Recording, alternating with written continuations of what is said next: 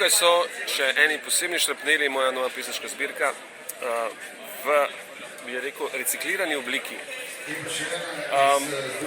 Pesmi so natiskane noter v, bi rekel, normalnem papirju, ampak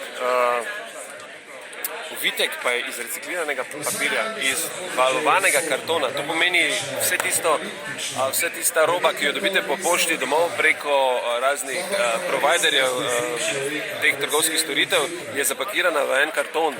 In ta karton namesto stran smo mi dali na šrapnele. In torej ga recikliramo, torej ga ohranimo. Meni je zelo všeč, kaj mislite vi? Mislim seveda, da boste najbolje vedeli kako in kaj, pa kupite reciklirane šrapnele. Knjiga kot vsaka druga, ampak še nekaj ima v sebi, torej to, da ohranjamo okolje.